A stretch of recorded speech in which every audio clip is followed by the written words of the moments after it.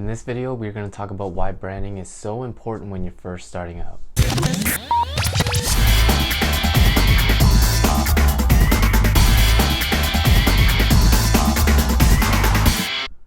Alright, well, first of all, where did I learn my branding from? And I learned my branding from a good mentor of mine. He is a New York Times top 10 bestseller. He actually wrote the book on branding, Small Business Branding for Dummies. And he is just an incredible source of information, and without his knowledge and wisdom, I wouldn't have been able to know the things that I know now about branding. He had made sure that I understood these branding concepts to bring to life my own brand and make sure that I stand out above the rest of the crowd. Branding tip number one, branding makes you more known, it makes you more likable, it makes you more trustworthy as well. In relationship coaching, we talk about the KLT model very frequently, and the KLT model is know, like, and trust. How much does somebody know you? How much does somebody like you? And how much does somebody trust you? Ultimately, that's what determines whether or not someone will go on a first date, a second date, or a third date with you. This also mimics the same consumer buying process that someone makes when thinking about making a purchase of your services or your product or whatever the case may be. Branding is what sets you apart from your competition. It also makes you more money versus if you were unbranded. Branding tip number two.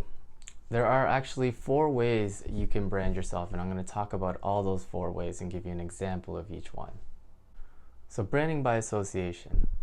How do you brand by association? Well, one way of branding by association is by knowing people who are either celebrities or they have some sort of fame or influence over a large amount of people.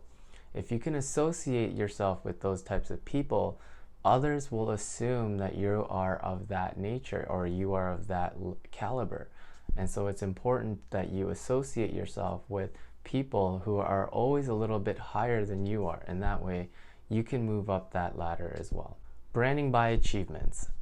How do you brand by achievements? Well, you take your book, let's say, and you put it on Amazon on a category that doesn't have too much popularity. Well, if you can sell your book and beat out a certain amount of people in that category, you can become an Amazon #1 bestseller.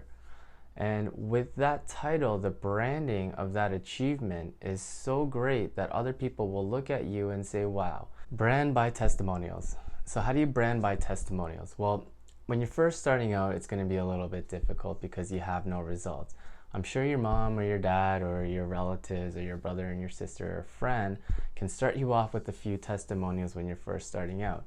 But it's important when you first get your clients to collect these testimonials on the specific results that you've gained for your clients.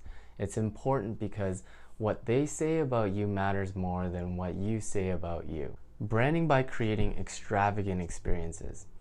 This is so important and very underutilized by a lot of people. When somebody says wow about your company or wow about you doing something specific, those are moments that you want to take notice of. Those are moments that you want to capture and recreate and do them again, because those are the things that are going to make you stand out on a much bigger scale. All of your competition will feel as if they're inferior to you when you can create extravagant experiences.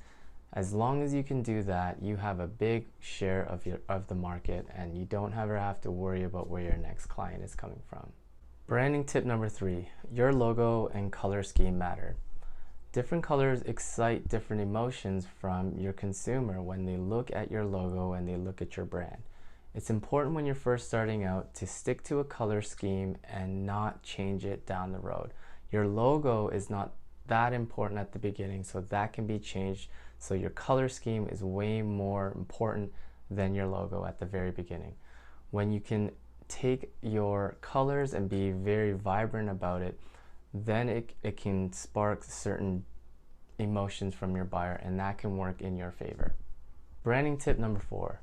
What you say doesn't matter. What they say does. So let me explain. You can say all these things that you want about your product and your service, and the way that it's received may not actually be the same way.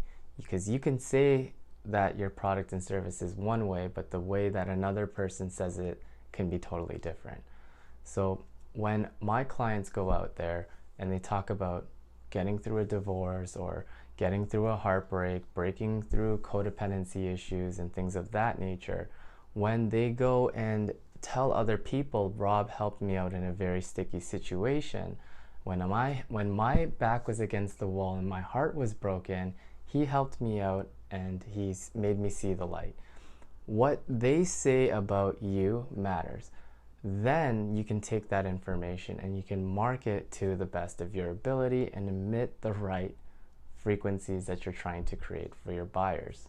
All right, I hope you enjoyed those branding tips and I gave you a lot to consider. One of the things that if I can leave you with, that if you forgot everything else, and this is the most important thing, is protect your reputation at all costs. Your brand relies on it. All right, and if that's one thing that you can learn from branding, is that. I will see you guys on the next video. We're going to be talking about what niche do I go into, how do I create my product or service for that niche, and is that offer viable?